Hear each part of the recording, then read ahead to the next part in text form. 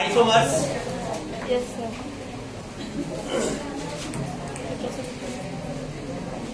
Isomer word जो होता है उसका मीनिंग होता है समावयवी, यानी कि जिसके अवयव समान हो।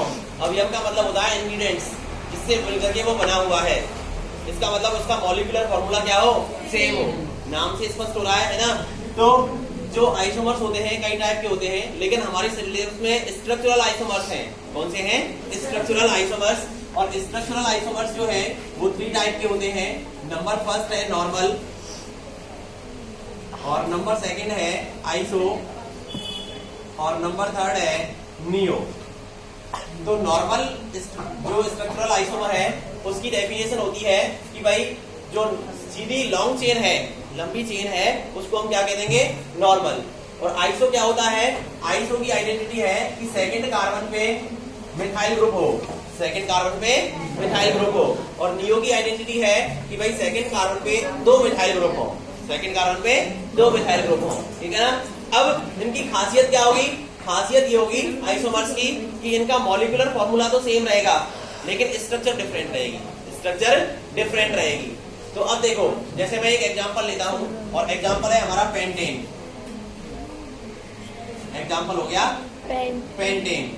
अब पेंटेन की हमें तीनों आइसोमर्स बनाने हैं, नॉर्मल, आइसो और नियो। तो कैसे बनाएंगे? तो सबसे पहले हम देखेंगे कि भाई पेंट है। पेंट का मतलब इसको पहले तो स्ट्रक्चर बना लेते हैं। तो 5 कार्बन, 1 2 3 4 और 5। चेन का मतलब सिंगल बॉन्ड। और अब बैलेंस ही कंप्लीट करेंगे।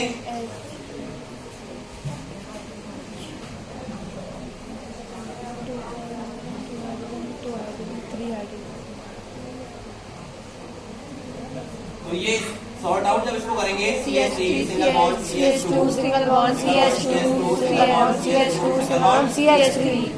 तो ये बन गया तुम्हारा पेंटेन। और पेंटेन ये लॉन्ग चेन वाला पेंटेन है, तो इसलिए इसको हम क्या कह देंगे? Normal pentane. क्या कह देंगे? Normal pentane. और इसका जो मॉलिक्यूलर फॉर्मूला है, जो इसका MF है, वो क्या है? C5H12। C5H12।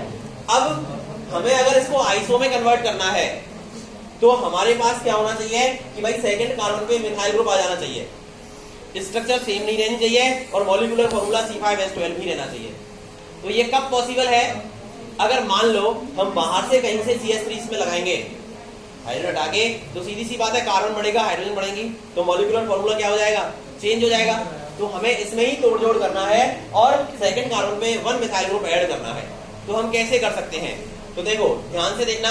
अगर मैं इस कार्बन को, इस हाइड्रोजन को हटाऊं, क्योंकि सेकंड कार्बन पे बैलेंस ही कंप्लीट है, तो हमें अगर किसी को जोड़ना है तो वहां से एक हाइड्रोजन को हटाना पड़ेगा।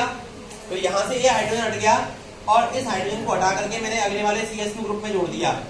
तो क्या बन जाएगा? क्या बन जाएगा? CH3। देखो जरा, CH3 सिंगल बॉन्ड CH। भाई यहाँ से एक हाइड्रोजन हटा है, ये सेकंड वाला ही कार्बन है, पहले ये CH2 था कि नहीं था? अब यहाँ से जब एक हाइड्रोजन हट जाएगा तो क्या रह जाएगा? CH रह गया ना, CH। और इस हाइड्रोजन को हटा के मैंने अगले वाले में जोड़ दिया। इट मींस ये वाला हाइड्रोजन यहाँ से हटा के इस CH2 ग्रुप में जोड़ दिया, और इस हाइड्रोजन ने इस CH2 ग्रुप के साथ में जोड़ के क्या बना लिया? CH3। तो मैंने इस CH3 को, जो नया CH3 बना है, उसको मैंने यहाँ लगा दिया। अब हमारे पास चेन बस ये रह गई है। भाई ये तो यूज में आई गए, ठीक है ना। तो अब ये बचे, इन दोनों को मैं एज इट इज लिख देता हूं, CH2 सिंगल बॉन्ड CH3। अब देखो इसका मॉलिक्यूलर फॉर्मूला क्या है, इसका MF क्या है? काउंट करो जरा, C5H12। C5H12। और स्ट्रक्चर क्या इसकी और उसकी सेम है? नहीं है, स्ट्रक्चर डिफरेंट हो गई, और मॉलिक्यूलर फॉर्मूला कैसा है? सेम है। और जो आइसो की जो प्रॉपर्टीज है कि भाई सेकंड कार्बन पे 1 मिथाइल ग्रुप होना चाहिए, वो उसको भी पूरा, कंडीशंस को पूरा कर रहा है। तो अब इसको हम कह देंगे iso pentane. Iso pentane. Clear? अच्छा, अगर हमें नियो बनाना है तो ऐसे ही जैसे हमने एक मिथाइल ग्रुप सेकंड कार्बन में जोड़ा है, वैसे ही नियो बनाने के लिए कम से कम कितने मिथाइल ग्रुप होने चाहिए? 2 मिथाइल ग्रुप सेकंड कार्बन पे होने चाहिए। तो अब हम उनको 2 करेंगे। तो देखो कैसे करेंगे, वही मॉलिक्यूलर फॉर्मूला चेंज नहीं होना चाहिए लेकिन। तो सबसे पहले हम क्या करेंगे, अब हमारे पास सेकंड कार्बन पे एक हाइड्रोजन और बचा है। अगर हमें एक मिथाइल ग्रुप और जोड़ना है तो हम क्या करेंगे, इस हाइड्रोजन को रिमूव करेंगे यहाँ से और ये हाइड्रोजन हटा करके फिर किस में लगा देंगे, थर्ड वाला कार्बन, अगले वाले CH2 के साथ में। ये क्या बन जाएगा, CH3।